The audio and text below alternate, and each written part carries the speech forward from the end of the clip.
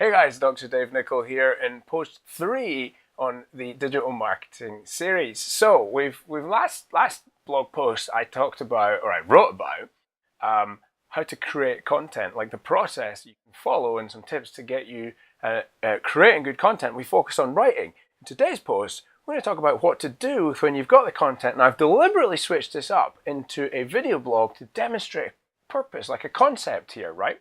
And that is, your content shouldn't get bogged down to just one type of content. Here's a really cool thing about digital. Like sometimes when you write something, in fact always when you write something, you can then create other forms of content out and use that and multiply the value of that single piece of content. It's called repurposing, okay? And so this is what I like to do with, if you get a blog, then you can then talk about the same subject. Like you've done the hard part, you've researched it, you've written about it. Now you can post a little video that you can share across YouTube or on Facebook or on Instagram, wherever you like, okay?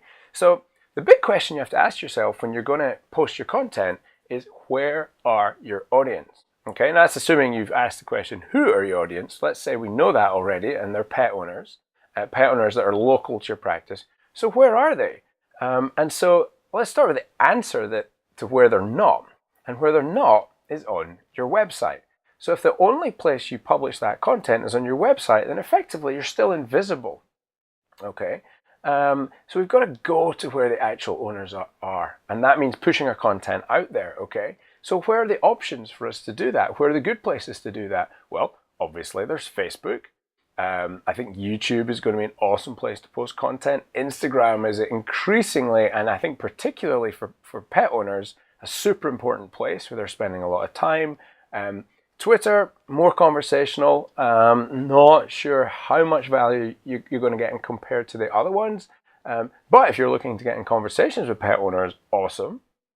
Just not really the broadcast medium that maybe people think it is and use it for. And then, so they're all the push areas. And then on the other side, then we've got the sort of pull areas, the sort of, by that I mean like SEO, search engine optimization, because people are either in two modes when they're consuming content, right? They're either searching for answers or they're browsing. It's entertainment mode, okay? So are you searching or are you looking for entertainment, okay? And so when people are searching for stuff, typically they're doing that using Google. Google is the world's largest search engine, and they're going to get their content based on either organic search results, so they are things that Google believes are important to you that are published on native websites. So that might be your blog post. It might be your competitor's blog post. It might be a YouTube video that it shares up, okay? Or it's going to be paid for content that advertisers think is going to be useful to people searching for certain terms. And so that's paid for advertising, or we call it pay-per-click advertising. So we have all of these options. We've got the social channels, and then we've got the search channels, and then we've got some paid for advertising options as well. And which one do we choose? Well, it totally depends on the objective for your content, where your audience are, who they are, and kind of where they spend their time hanging out. So I wanted to make this video blog because it's going to be really interesting to see how you guys react to that, because here's what I'm going to do. And my best advice on this is simply not to just talk about it, but watch what I do with this video, okay? So I'm going to make this, I'm going to post it onto YouTube, on my new YouTube channel, but I'm then going to link that onto my blog. I can make audio of this and post that onto my podcast. I can have this transcribed, and I could create a written blog post for that, or a downloadable, PDF or something like that. And then I can take sentences of micro content, things I say that I think, oh, that was really smart, which isn't necessarily a lot of what I say, but things that I say that you can soundbite down. Stuff like, if you're posting stuff on your website, no one's looking. Okay, there's a little quote that you can jump out of there, and then you can post an Instagram photo of whatever's relevant to that quote, post that, and then link that up in your bio to the actual content. You can drive traffic to your site that way. Similarly with Twitter, you could post a question like, hey, where do you post your content? Find out more here. Or you can jump into, obviously post it in YouTube, or you can break it down into segments on YouTube as well and just have like soundbite content. So you can post this wherever's relevant for your audience. For this post, I'm going to choose my Facebook page. I'm going to choose LinkedIn, and I'll push that across LinkedIn groups as well. so it reaches external audiences other than people that already follow me. I'm going to post a link onto Twitter. I'm going to post a little image associated with that with a quote from Instagram. And then all of these places are going to drive traffic back to my website. And why do I want them on the website? Well, ultimately, if you're engaging with the content, you understand the value of what I'm bringing you here, then it is my belief that you will see me as some form of content matter or subject matter expert. And then when you have a problem that needs to be solved, then I'm going to be the person that you phone for advice or to get help with that. So I am trading content freely. That's good advice that's going to help you grow your business in return for your attention so that I can build trust with you. That's exactly the same process you want to be doing with your pet owners. So you write an article, for example, on, let's say, the sort of icky parasites, like 5 icky parasites that could kill your pet today. Okay, that's a bit clickbaity, but make up your own headline, right? And then you are going to do a little video and you're just going to go, hey guys, the top 5 parasites. Have you heard about heartworm? Have you heard about paralysis ticks? Have you heard about, whatever, blah, blah, blah, boom, boom, boom. And you go, now, in order your pet lives longer, here's what you got to do. And you tell them what you want to do. And then you put a link to how they can get whatever product or service it is that you wanted them to do. Bam, job done. Super easy content. Now, that particular premise, like the top 5 lists, like I love those things because people click on them. They're easy content and they get people's attention very well, particularly if you're trying to engage millennials, Gen Ys, who don't have a lot of concentration or attention for things. Like they like it quick. They're not into deep thinking as much as maybe our generation was. And that's a broad strokes, condemnation of a whole generation, which I'm hesitant to do. But your content's got to grab these people, and increasingly, these are the people that are going to be walking through the front door and paying the bills in your veterinary hospital. Okay, so that's it. Find your content, find out where your people are, where your audience is, and then push that content out to them, either in the full format versions or chunk it down and push it across your social spaces and pull it in. That's it for that side of things. Now, the flip side, so that's if they are entertainment side.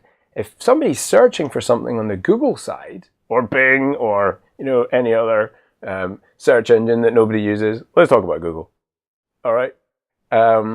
If people are searching on there, then we've got to create the content or structure the content in a way that people will actually find it. That's called search engine optimization. Optimizing your content so that a search engine, which is basically a computer system, can work out how, is your content speaking the language the computer that's scanning the internet speaks, so it can recognize the value of your content and therefore present it to the best people to get it in front of. That's what Google's doing.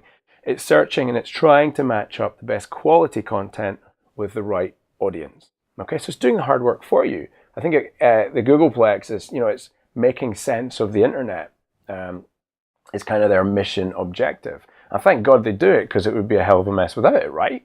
So how do you create your content? How do you structure your content in a way that Google's going to find it? Well, I've done videos on this before. It's an ever-changing field, but there are certainly some truths that seem not to change. And the first, most overwhelming truth is be freaking relevant, okay? Like, if it's something that's irrelevant to your audience, then Google's not going to put it in front of it, okay? So they want pieces of authority. How do you prove to your audience that you're relevant? Well, first of all, you have the right words, the right language, the same language that people who are searching have in their articles. So feline viral rhinotracheitis isn't what pet owners are searching for. They're searching for cats with snotty noses, right? So you use terms like that in your actual content. Where do you put the terms? In your title, throughout your copy, in your headings, things like that. How does Google know that it's a good piece of content though? Because other people link to it, or they share it on social, or they comment on it. Google works all of these things out. So that's why producing articles of quality matters, because when a pet owner searches for, hey, my cat's got a snotty nose, and your content comes up and they happen to be local to you, then you win, okay? If you're not appearing in search results like that, then I'm not saying you immediately lose, but you miss out on the opportunity. And increasingly, as vets get smarter at this stuff, then there are going to be some people who win big because they own all of the search terms, okay? For me, it was dentistry. And in Sydney, I owned dentistry. Like, there were specialists who did only dentistry who did not have the search engine placement, did not have the YouTube content, the Vimeo content, the Facebook content. Like, if you search for pet dentist in Sydney, it was going to be my hospitals that came up. That was a super important part of the strategy. That is how you get in front of pet owners. That's how you win in digital. That's how you distribute your content. Don't think pushing on your websites how you win. It isn't. It's going out where the pet owners are and then linking back to your website, where eventually you can convert them into something more than just a reader. Okay, that's what we're going to talk about in the next blog. Thank you very much for listening. Tell me your thoughts. Do you agree? Disagree? And what have been your successes? What have been your epic fails? Put it in the comment box just below this video. And we'll shout some of them out next time. Until next time, have an awesome week wherever you are. Be safe, be happy, be well. This is Dr. Dave, out.